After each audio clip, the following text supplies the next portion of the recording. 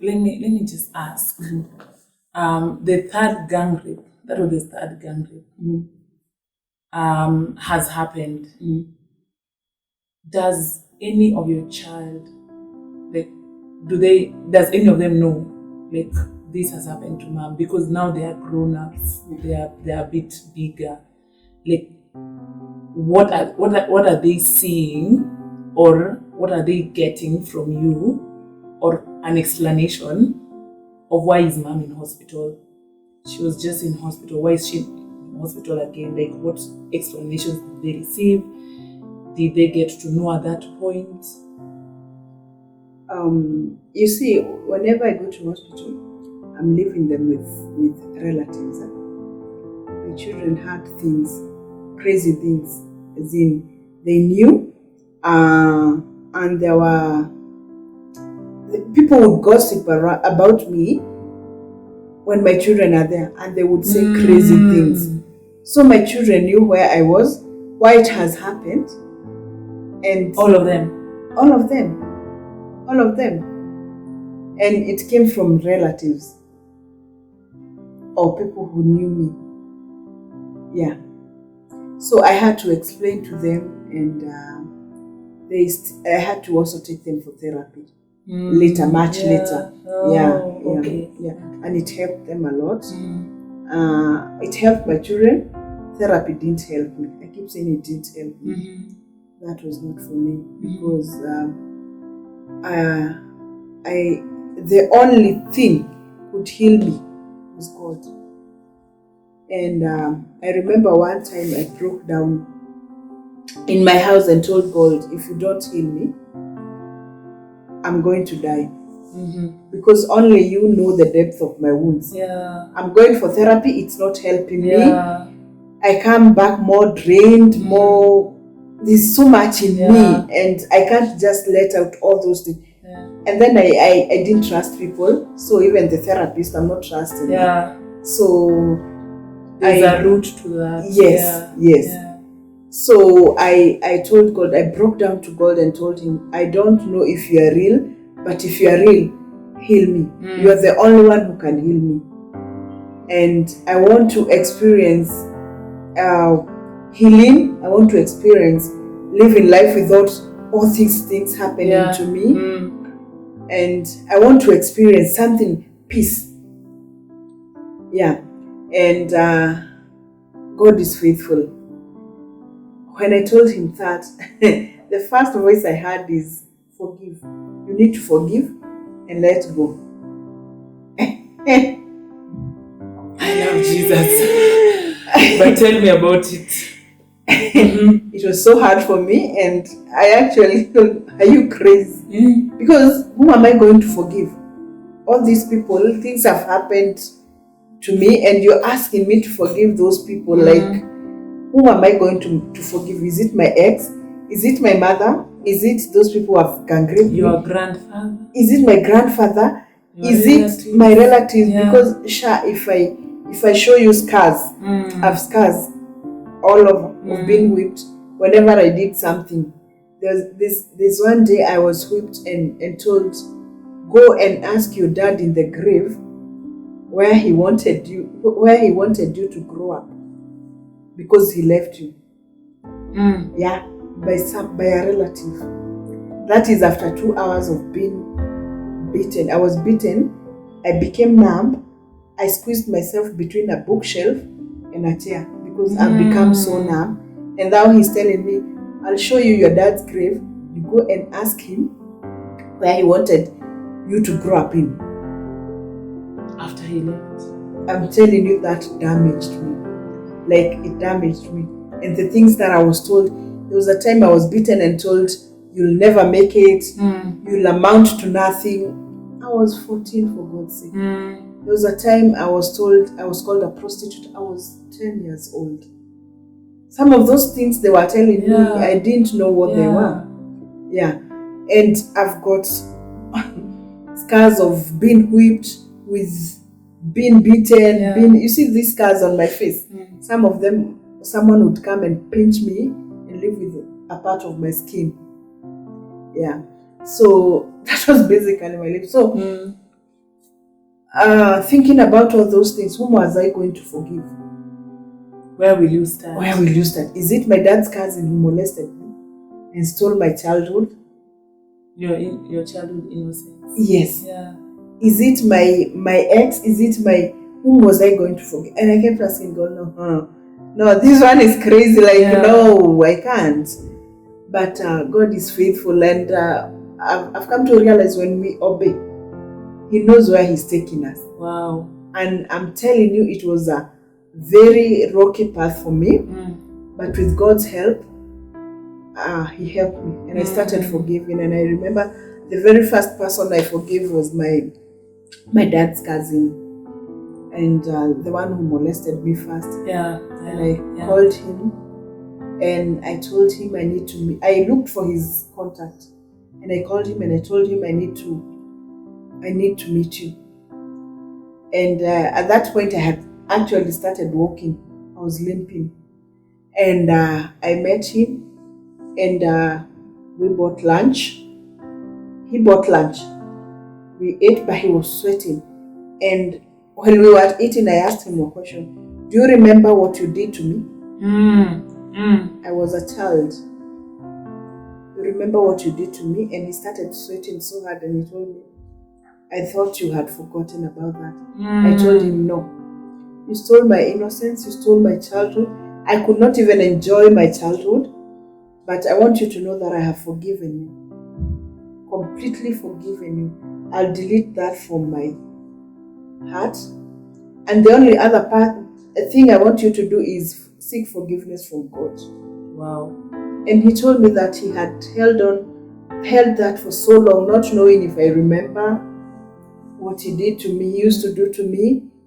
And it had bothered him for so long, and he didn't know where to start or how to get me. And I'm telling you, Sha, the moment I did that, it's like a burden was lifted off my shoulder. Like I felt like a sigh of relief. Like I've never felt that for so long. Yeah, and that is how I started on the path of forgiving people. Like the people who gang raped me, I didn't know them, so there's no way I would go to them and tell them I've forgiven you. But in my heart, I forgive them. Wow. Yeah, I forgive my relatives. I forgive my ex. Even if I meet him today, I won't feel anything. Yeah. And but the hardest person to forgive was my mother. It was so hard for me to forgive her, because I felt if this woman didn't leave, all these things wouldn't have happened to me. Because of course she knew that dad had passed on. She could have come back for her children. And at some point I was told that she was called and told, come, because my dad had built a house, live with your children here, we will help you. She didn't come back. So I felt like if this woman didn't go, all these things, because I've grown like a child who have no direction, you know nothing. Most of these things you're being taught by the world. There's no stability. Because that's what most children want. Yes. When a child like goes from one home to the next, like they are destabilized, even mentally. Like you feel unwanted. You know. Yeah. Exactly. Especially feeling unwanted. I've struggled with that for so long. Because those who brought me up were showing it too. Like, he was so unwanted. Yeah. Like, you're here by mistake. So, I forgave everyone else except my mom. And that one, I would go to God and cry and tell him, no, this woman, I cannot forgive her.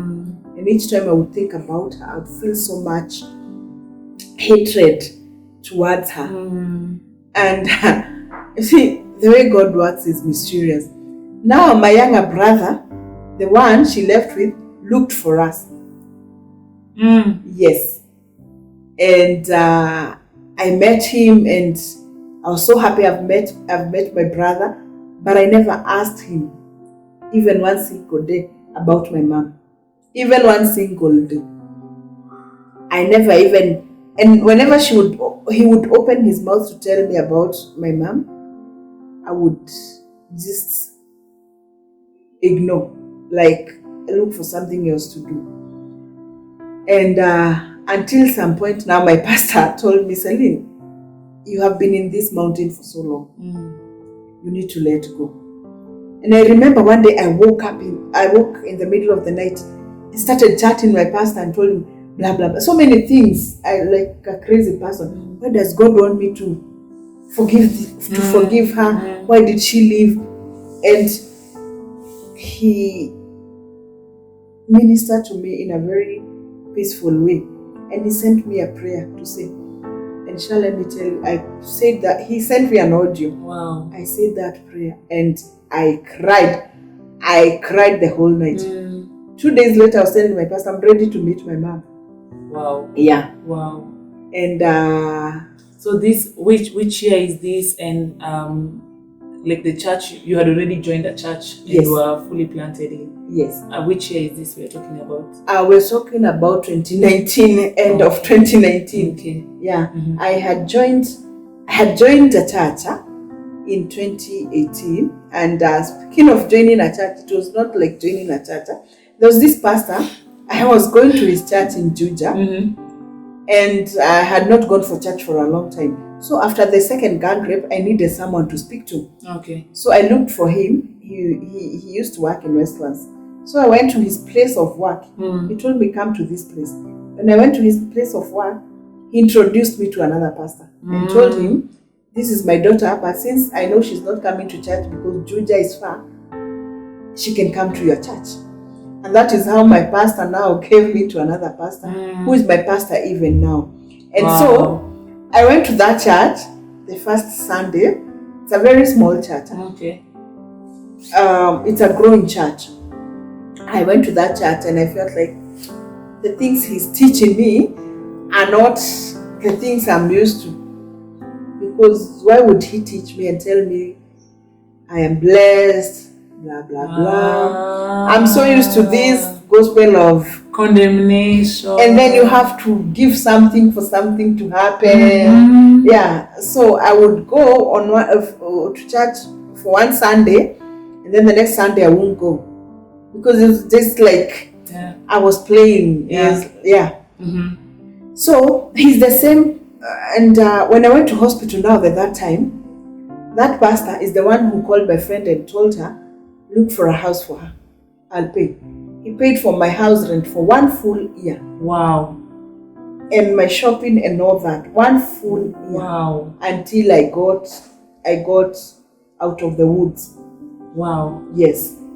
So I am going to church, but if gospel is not entering. Yeah, this gospel of love. This one you're used to. This one you have to earn. To earn, yes. God's love. Yeah. I'm pulling down. Yeah. And he's trying to tell me that you're blessed. I'm blessed and I only need to rest. And you're loved. In God's love. And I'm not used to being loved. How? I'm used to earn being loved. What is it that you want to give?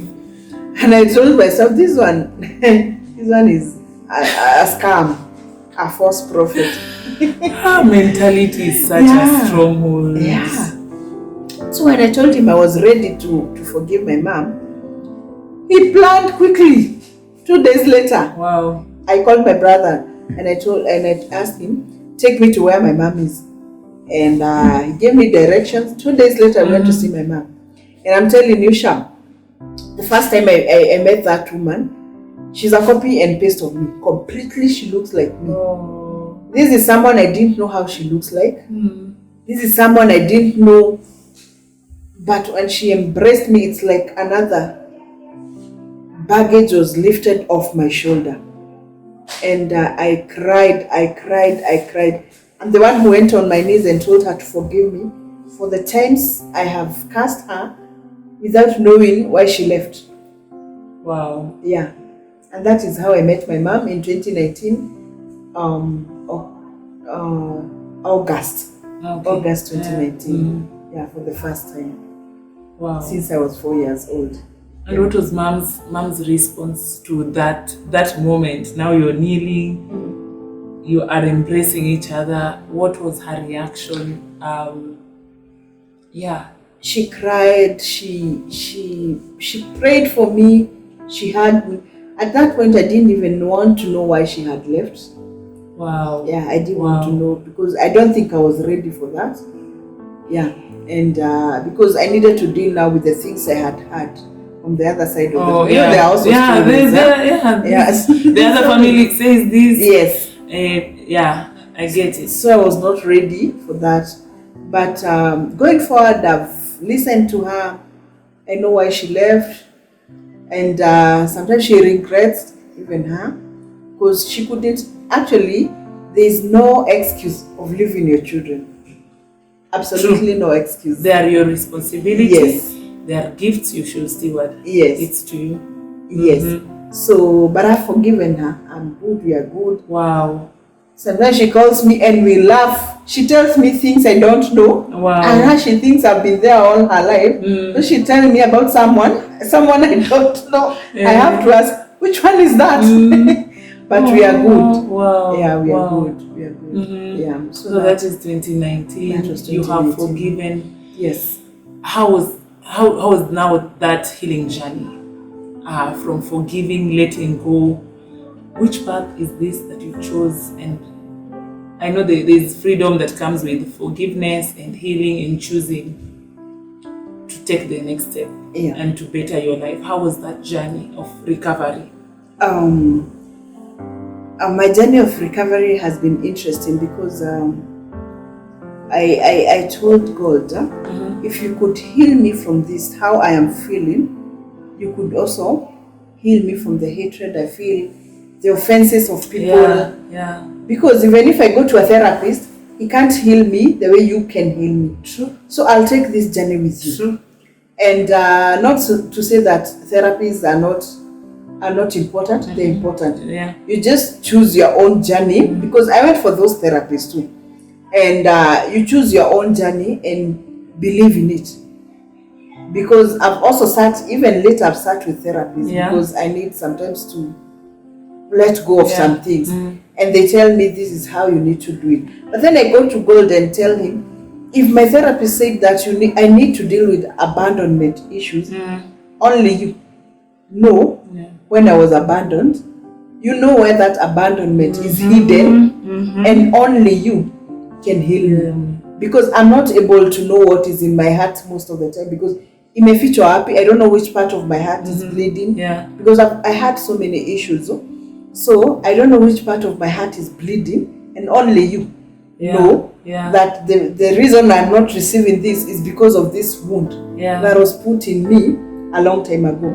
So show it to me, show me how to heal so that I can move on, so that I can be a better mother, a better wife, a better friend, a better sister, and all that. Yeah. And it's been a journey. It's been a good journey. Yeah. You have mentioned something. You told God to show you how to be a better wife. How did that happen between 2019 and when you got hitched and you got married? Tell us about that. Let me tell you something. The ways of God are not our ways. You know, there's that story you tell yourself, this is how I'll get married, this is what I want. You have the whole picture. Yeah, you have the whole picture. And it's not bad. Actually, it's not bad because we have to be specific with God, this is what I want. I had written my list in 2017. In the midst of that pain, I have actually been one person who has never believed that they're saying that men are dogs. Despite all those things that have happened to me, there was no way you would have found me sitting with women discussing men badly. Wow. Yeah. After all that. Because I knew there were still good men. Because I felt also my sons are bringing up sons. Yeah. So, would I want a woman to call my sons a dog? Definitely no. No. So, I had written my list and I told God, this is what, if you ever give me a man, this is what I want. I want. Let me tell you, if I tell you that I didn't see that coming, you would think it's a lie. But even my husband today says that this one God allowed to enjoy. See, as he could enjoy, this one God caught up by surprise, like we didn't know. Because I had met him via Facebook. in a certain. What are we doing on Facebook? You met him via Facebook? Yeah, I was in a certain group, a born again, single and saved. It's on Facebook? Yeah, it's on Facebook. Single ladies, single men, single and saved is on Facebook. They should pay me for this, for promoting them. I'm telling you. Yeah. And he was a moderator in that group. Shakataya. Really, I was in that group, but I never even one day said something or commented on anything. Actually, looking at it, he was too boring for me. Like, Allah. It was too boring. You see, those guys who are very quiet, even when they write something on Facebook, you know this is a very quiet person, this is an introvert, and you don't want. I'm a very random person, and I'm an ambivert, but I'm also, see, those people get bored easily by things. So I knew this one would. I actually never even thought about him. So when I was going through all that, at some point I had suicidal thoughts, and a friend of mine, a mutual friend, knew. And I talked to her so many times at night when I was planning to commit suicide. And she told him, there's this friend of mine going through this, blah, blah, blah. And because you're a moderator and you know how to speak to people, could you kindly speak to her? Wow. And he came to my messenger and wrote something. I didn't even reply because what are you trying to tell me? I've gone for therapy, this has not helped. Then you're trying to tell me that God loves me, blah, blah, blah. If you ever need a friend, I'm here. I didn't reply to that. But maybe 2 months or a month later, I was planning to commit suicide. And I was alone in the house. I had bought poison and all that. So I said, what if I commit suicide and I'm here alone? People won't know what happened. Why don't I tell someone? Then I remembered a stranger in my inbox, and I decided, let me tell this stranger so that he will tell people what happened to me. And I spoke to him, and I spoke to that stranger the whole night. And he convinced me not to commit suicide. And that became the trend. I would speak to him the whole night. And he was my friend. Actually, we never thought we would be more than friends. But he was a very good friend of mine. Wow. Who would, and sometimes I would tell him, I have this girl, friend of mine, and she's not married and she's born again, and I could hook you up, guys. Wow. I actually hooked him up. He's connector. Then one afternoon, I'm seated on my couch. I don't know what I was thinking, and then a picture of him comes, like a picture of him giving me a ring, and I laughed. I laughed. I told God, "You're a joke." Wow. Yeah, I didn't tell him. And then 2 days later, my daughter comes and tells me, Mom, we are moving to Nakuru. I dreamt we are moving to Nakuru. He used to live in Nakuru. Wow. I didn't think about it at that point. And then I had a dream of him in a suit waiting for me so that we can get married. I told God, all these things you're bringing my way, I actually told the devil, it's you trying to distract me. So at this point, from a godly friendship, I'm telling you.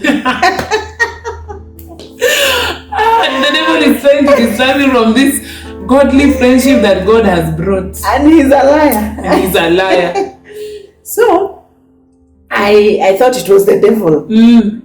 Kumbe and him, he was fasting and praying for a wife. Yo. And he did 21 days of fasting. And you didn't know him? And I didn't know. All I knew is this guy who goes to church, he lives in church, because most of the time when you call him, if he's not in Nairobi, he's in church. And when he was fasting, now with this one, he told me later, God told him, you're going to marry Celine. Him, you see those people who do not negotiate with God, he doesn't negotiate with God. If God says this is it, he doesn't even ask questions, he does it. Wow. So 2 days later after fasting, he told me, Celine, I'm coming to Nairobi and I need to see you. I told him, okay, it's okay. Dude came with a ring. 2 days after fasting. 2 days after for him. No dating. Not dating. We didn't date. He was my friend. You see, the kind of friendship, you know everything about this guy. Yeah. He knows things about me. So he knew everything. My story from A to Z, because I was not planning to get married to him. So I've told him so many things. Like, because he's my friend. So he came with a ring and he proposed to me, and I was like, God, this is a joke, because I asked you to heal me so that I can serve you in my singlehood.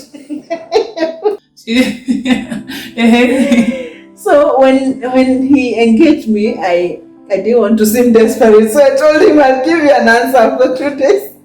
But deep down in your heart, you knew? Deep down, I knew that this is God's plan. He has shown me. And I told you that the way things work with God, they're funny, because he has given you, you're thinking, God is going to give you a man. I had actually asked him to give me a person who had money, a person who, a widower. So widower? Yeah, because I knew this one will be able to handle my children. Remember, now my children are teenagers. Yeah. So I was praying for that. But the prayers we make sometimes are not godly at all. Thank God for mercy, because there's power in the tongue. Yes. Actually, yeah. Yes. So when you confess it, that's exactly what will come. Yes. But it is the mercy of God that stands in between. Exactly. Wow. Yeah. So when he proposed to me, I went to God and told him, this one, God, he doesn't even have a job. I'm not working now at this point. I'm not working because I'm still healing. Yeah. I have 3 children to bring up. What is this, God? And God said, I had God clearly saying, I will take care of you. I will take care of you. I will take care of you. And when God plays that role of a father, you have no idea. Wow. You have no idea the things he can do. So yeah, so that is how I was engaged. And the moment he engaged me, now when I said yes, that was a week later, he started planning for a wedding. We are planning for a wedding, we don't have money. Both of us, none is working, so we are planning for a wedding on God's budget. Wow. Yeah. That was absolutely God's budget. And so because we didn't want to ask money from people, we said, we'll just go to the AG, do our vows, go back home, eat our ugali, start a life. And start a life. Married life. And God will do with us whatever he wants to do with us. Who is God? My wedding was planned a week before. Wait, a week before?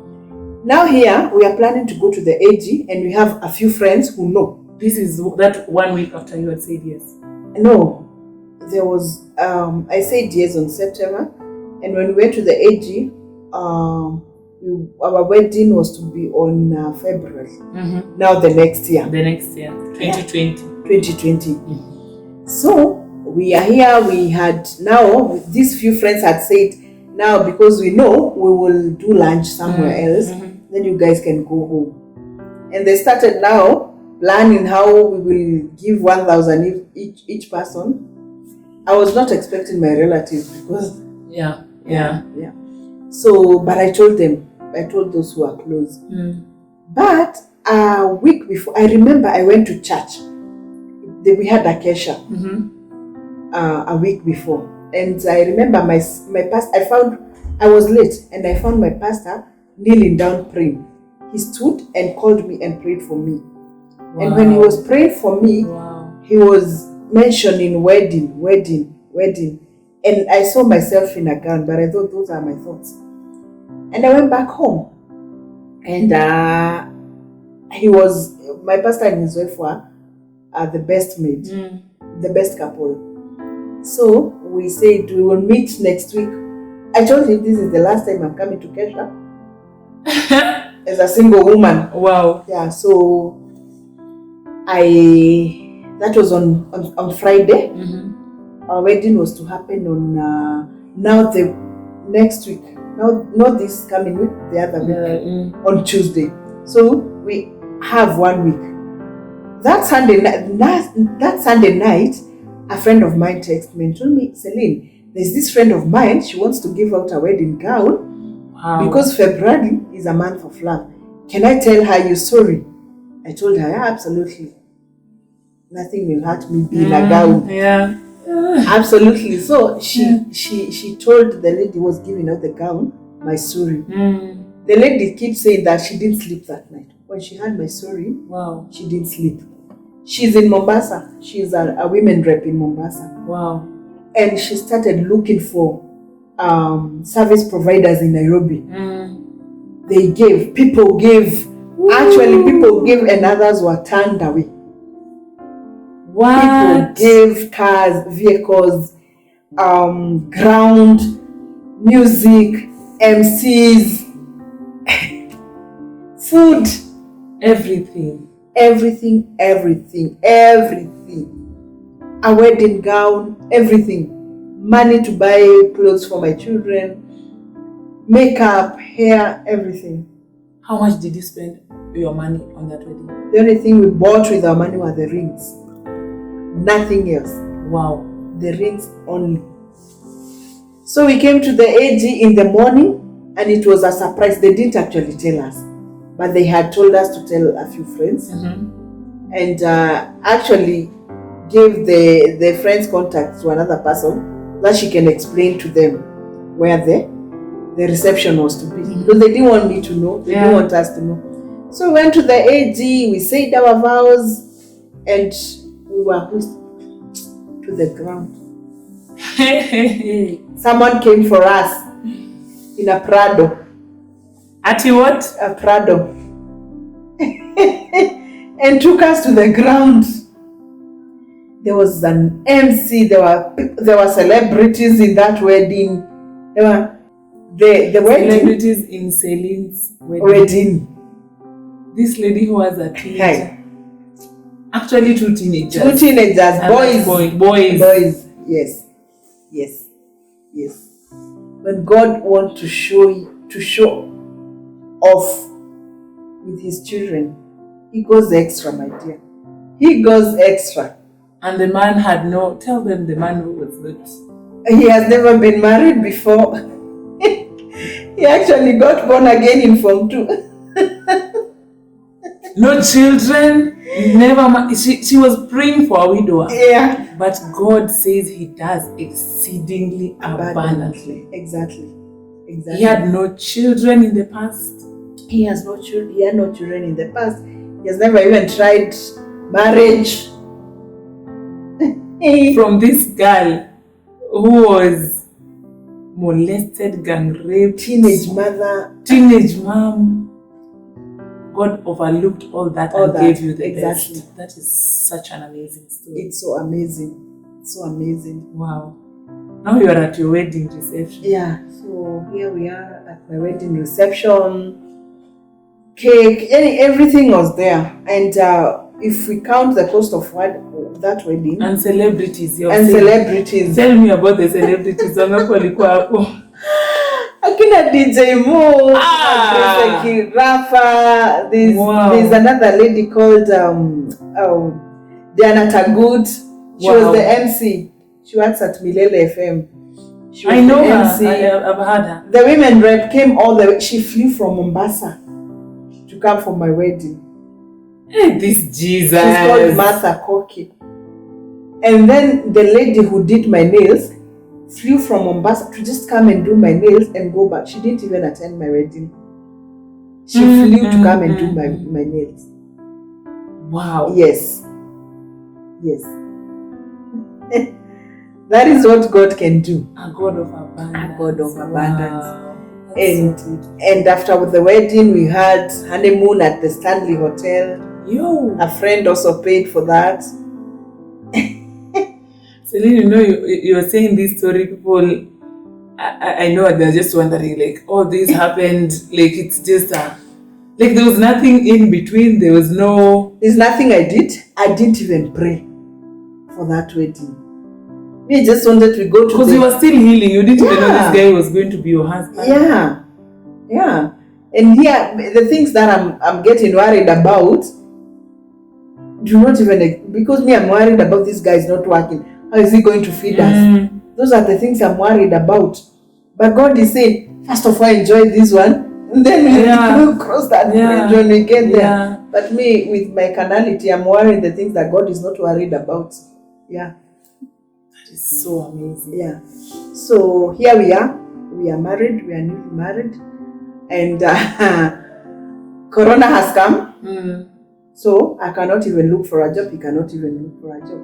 God is going to provide. He has provided. Actually, that year was the best year.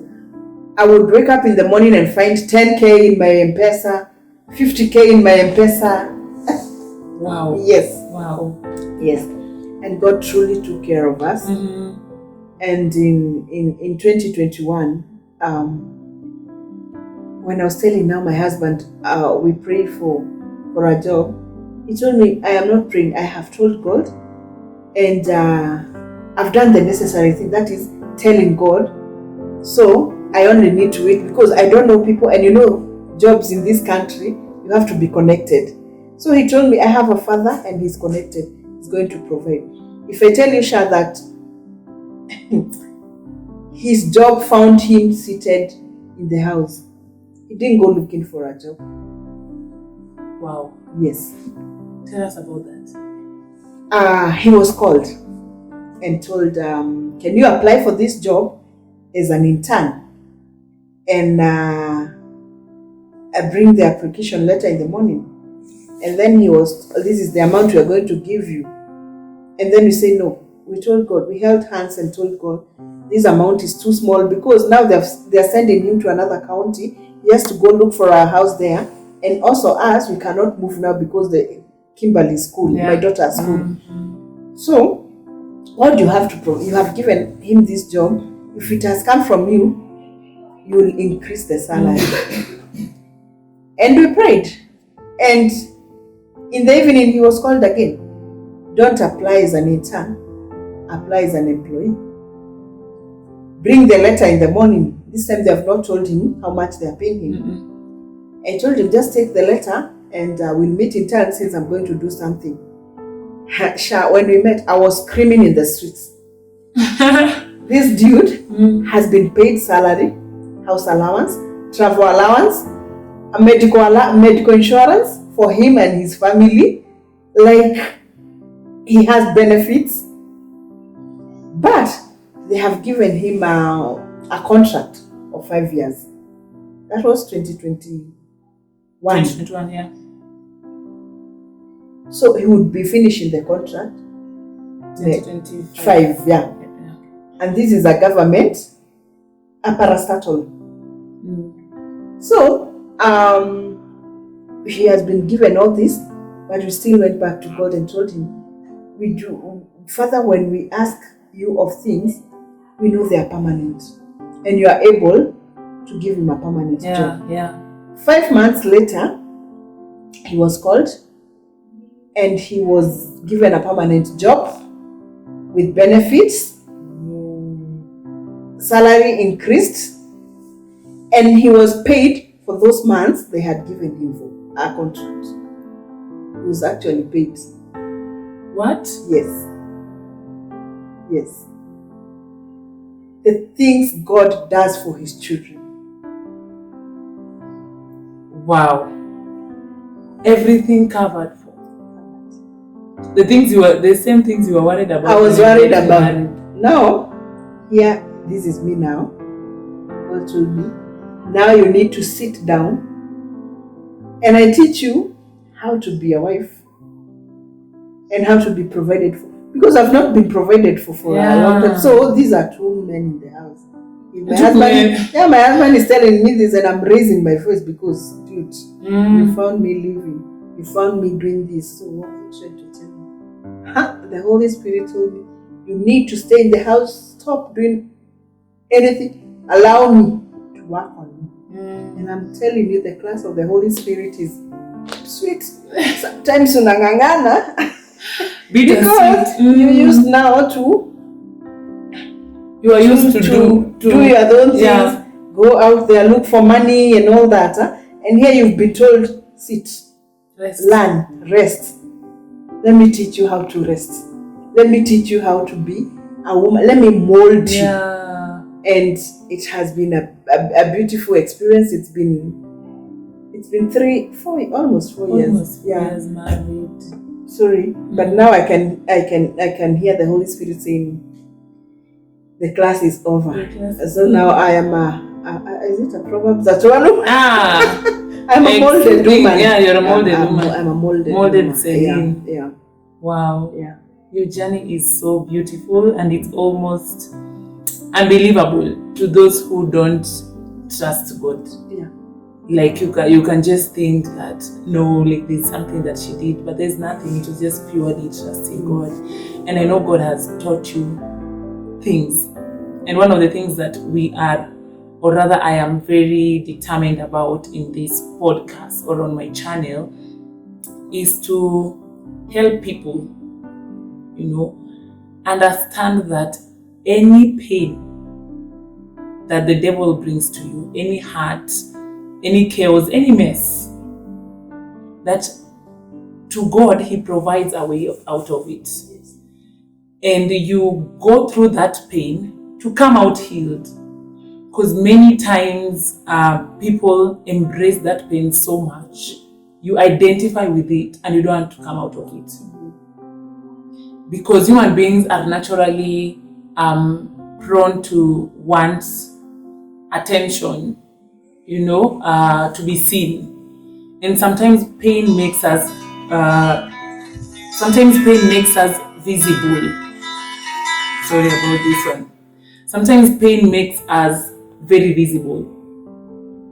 People can see. You see, like how you go to the streets, and that is an example I think will relate. You want to help this person. Maybe you want to give them a job, but they don't want. They are so used to begging. That pain brings them attention, and that is what pain does. But if we see it as a way of, okay, I'm going through this, but I want to be whole. It's a decision, just the same way you decided. And of course, God helped you through. Yes. But at some point, you said like you were going to therapy, they were not helping, and you just knew it was God. Because somehow you had decided you want to get out of this. You want to be a better person.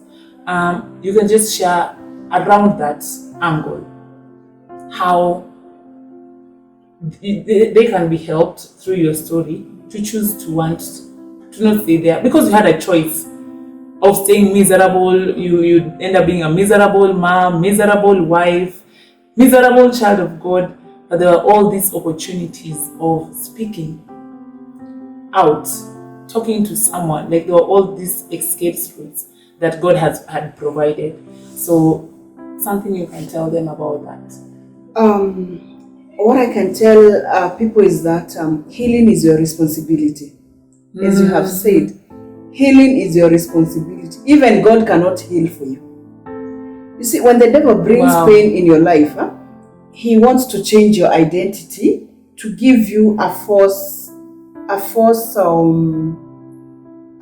identity. And that identity is not what God created you to be. God, when He was creating you, He had envisioned someone healed, a beautiful person, a peaceful person, person who will fulfill their purpose. Yeah. But along the way, the devil attacks you. He wants to steal it. Yeah. Pain, trauma, abandonment,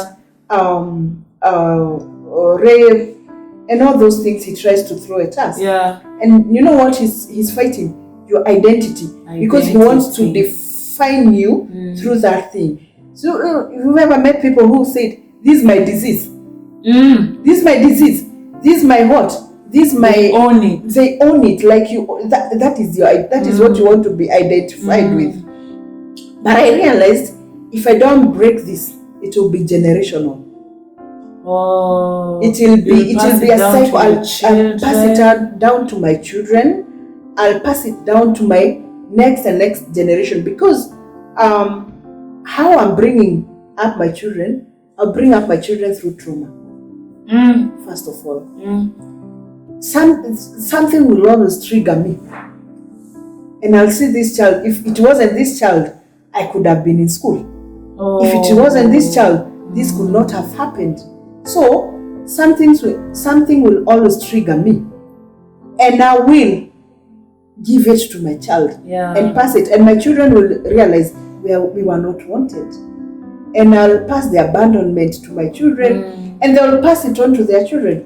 So I decided it is up to me to take responsibility of my healing and break that generational trauma. And I told the devil, enough is enough. Not my children, not my generation. You will never touch anything that belongs to me. I'm cutting it down. And I'm cutting it down by healing me. It starts with me, because let me tell you something. Even when you're married, the woman brings the woman determines the atmosphere in the house. I've realized sometimes when I'm sad, when I'm not in the mood to talk, the other people in my house are not speaking also. They're walking on eggshells, so that they don't step on you. They don't step on you wrongly. Yes. So I decided I'm going to change the atmosphere of my home and my children also. None of my children will ever walk on eggshells. None of my children, if I'm alive, will ever beg for some things. No. And they have to know they have a father. And their father is God. So before they ask from me, they ask from God. And then they come to me. And I don't have to tell my children, you have to do this to gain this. You have to do this.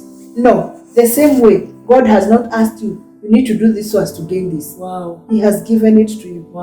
So that is how I cut my generational trauma and all that. And I'm still working on myself. Definitely, healing is a journey. Yes, it is a journey. So, I want to tell people today that it is your responsibility. Even God will not heal for you. He'll provide a way. He'll bring people your way. So it is up to you to decide if you want to be identified with your traumas, with what happened to you 30 years ago, and you're stagnated in it. You're still that 13-year-old who was molested, and you want to live there, and you don't even want to speak to men, because one man did that to you, did that thing to you. So you think all men are crazy, the same, dogs and all that. You still stagnated. Heal. There's so much peace. There's so much love on the other side of healing. There's so much. It's like your eyes get opened to see people in another perspective. Like everything, the atmosphere changes for you. And I love that how you said about passing it down on the children, because we don't realize how much us not healing ourselves causes harm now to our children and the people, the children that God has given us and we are bringing up. Because that's how it's passed down. The children will learn it and pass it down to their own children. But I'm so grateful that you chose healing and you chose it for the next generation. You chose it for yourself. And mine is to just commend you and thank you. Thank you for choosing to heal. Thank you for choosing to become a better you. Thank you for choosing forgiveness. And I think I have come to learn so much about forgiveness, especially that right now our pastor has been taking us through a series of forgiveness and just seeing it in a different scope, how it ends up. You see how like the servant, and there was this master, that Bible story, and the master had forgiven his servant, but the servant couldn't forgive his fellow servant.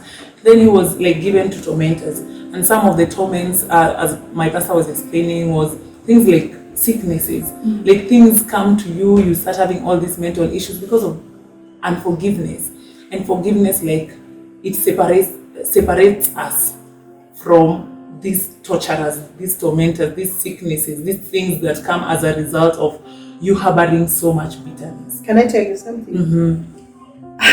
I know so many people will not believe this, but you see these things we call depression, stress, they are things we have held on. Offenses and forgiveness. Wow. There's nothing like depression. Like, I cannot be depressed when I have forgiven, when I have let go of people who have wronged me. And actually, even sometimes I think some diseases like cancer and all that come because of the unforgiveness. You see, unforgiveness is poison. It trickles down. You can even actually feel it.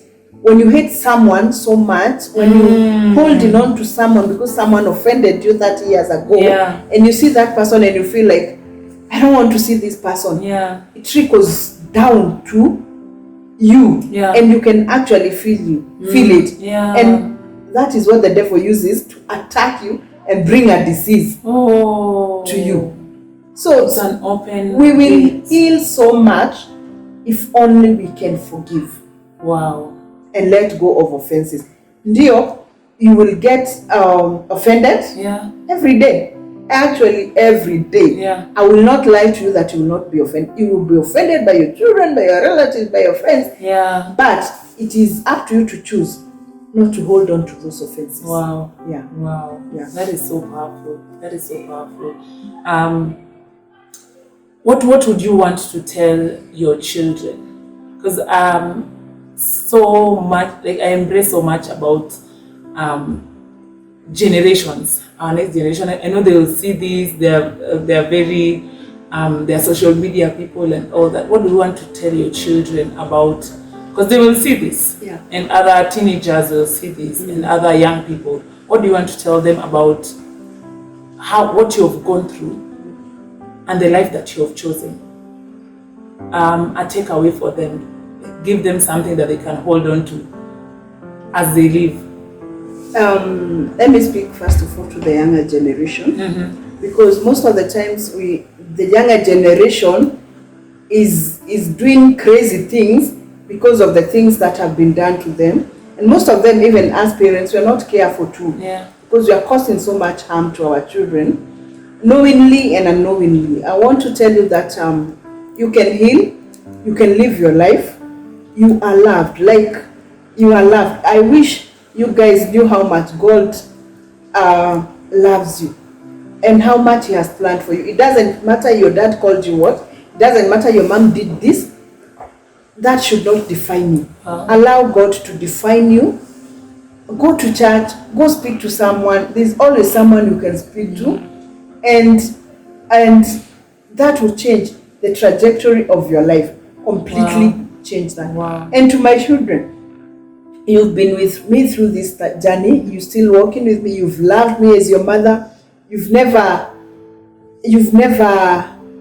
like listened to people out there. When you listen to people, they tell you something, you say, that's my mom. And I want you to know that I love you so much. I appreciate you, each one of you. Please mention with your different personalities. Mark with your different personality. Trevor with your different personality, and Kimberly with your different personalities. You are a blessing in my life. I love you so much, and God loves you so much. And please, I love you so much. Please, you're letting them know, let it sing. Thank you so much for that. And what would you want to tell your husband? I think he's a very great man. I have met him, I have listened to him, I have seen him. What would you want to tell your husband? To Leking. Leking was Celine. Sweetheart, I want you to know that I love you so much, and thank you so much for standing with me and by me. Thank you for loving me in my most vulnerable times and not letting go. Thank you for holding my hands, praying for me, with me, and always telling me how great I am. The words you've spoken to me, they are bearing fruits. You are amazing, you're wonderful, you are just an exceptional man. And I love you. And may God bless you and keep showing himself up for you, because you're just a rare gem.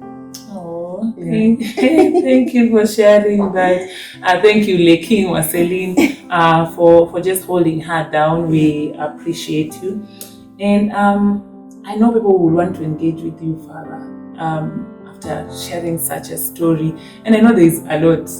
Yeah, There's a lot that we cannot cover in an hour or two. But how can people engage you? What are you doing? Do you have like a ministry or something that you are doing? How can people connect with you? Yeah, I have a ministry of women who have gone through issues. We just encourage each other, pray for each other, pray with each other. And I also encourage teenage mothers and generally people who have gone through, because like I've gone through all the issues. Wow, yeah. Yeah. And I draw from my well of experience.